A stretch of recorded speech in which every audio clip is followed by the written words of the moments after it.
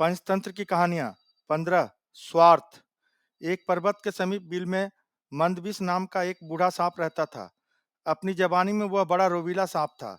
जब वह लहरा कर चलता तो बिजली सी कौन जाती थी। पर बुढ़ापा तो बड़े बड़ों का तेज हर लेता है।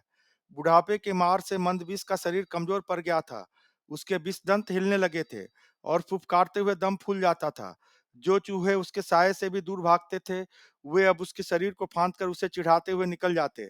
पेट भरने के लिए चूहों के भी लाले पड़ गए थे। मंदबिस इसी उधेड़-बुन में लगा रहता कि किस प्रकार आराम से भोजन का स्थायी प्रबंध किया जाए। एक दिन उसे एक उपाय सूझा और उसे आजमाने के लिए वह दादुर सरोवर के किनारे जा पहुंचा।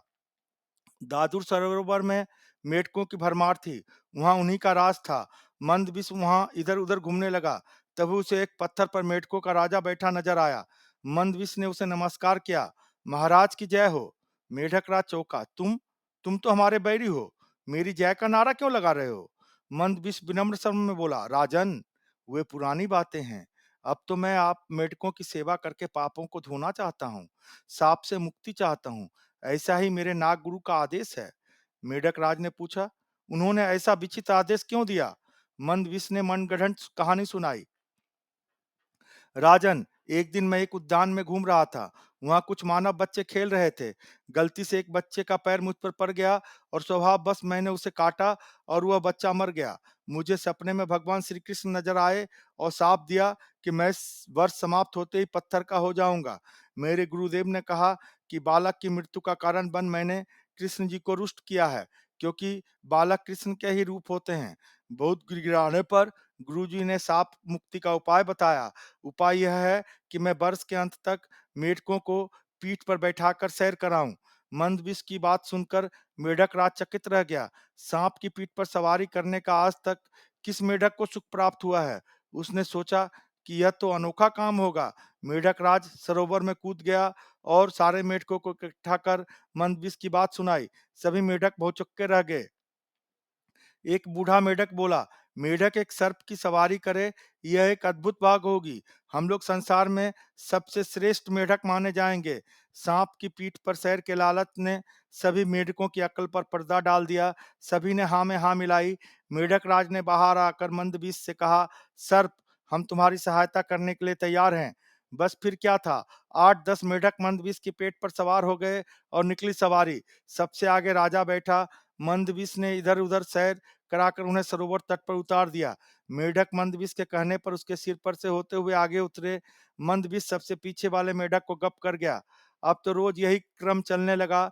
रोज मंदबिस की पीठ पर मेढकों की सवारी निकलती और सबसे पीछे उतरने वालों को वह खा जाता। एक दिन एक दूसरे सर्प ने मंदबिस को मेढकों को ढोते देख लिया। बाद में उसने मंदबिस को बहुत धिक्कारा। अरे, क्यों सर्प जाति की नाक कटवा रहा है? मंदबिस ने उत्तर दिया, समय पड़ने पर नीति से काम लेना पड़ता है। अच्छे बुरों का मेरे सामने सवाल नहीं है। कहते हैं मुसीबत के समय में गधे को भी बाप बना पड़े तो बनाओ। मंदबिस के दिन मजे से कटने लगे। वो पीछे वाले मेढक को इस सफाई से खा जाता, किसी किसी को पता तक ना चलता। मेढक गिनती करना तो जानते नहीं थे, जो माजरा समझ लेते। एक दिन मेढक राज बोला, मुझे ऐसा लग रहा है कि सरोवर में मेढक पहले से कम हो गए हैं। पता नहीं क्या बात है। मंदबिस बोला, हे राजन, सर्प की सवारी करने वाले महान मेढक राजा के रूप में आपकी ख्याति दूर दूर तक पहुंच रही है। यहाँ के बहुत से मेढक आपका यश फैलाने दूसरे सरोवरों, तालों व झीलों में जा रहे हैं। मेढक राज की गर्व से छाती फूल गई। अब उसे सरोवरों के मेढक के कम होने का भी गम नहीं था। जितने मेढक कम होते जाते, वह यह सोचकर उतना ही प्रसन्न होता कि सारे संसार में उसका झंडा गर रहा है। आखिर वह दिन भी आया जब सारे मेढक समाप्त हो गए। केवल मेढक राज अकेला रह गया। उसने स्वयं को अकेले मंदबिस के पीठ पर बैठा पाया तो उसने पूछा, लगता है सरोवर में मैं अकेला रह गया हूँ। मैं अकेला कैसे रहूंगा? मंदबिस मुस्काया। राजन, आप चिंता ना करें, मैं आपका अकेलापन भी दूर कर दूंगा। यह कहते हुए मंदबिस ने मेढक राज को भी गप से निकल लिया और वहीं भेज दिया जहां सरोवर के सारे मेढक पहुंच गए थे। सीख, शत्रु की बात पर भरोसा करना घातक होता है।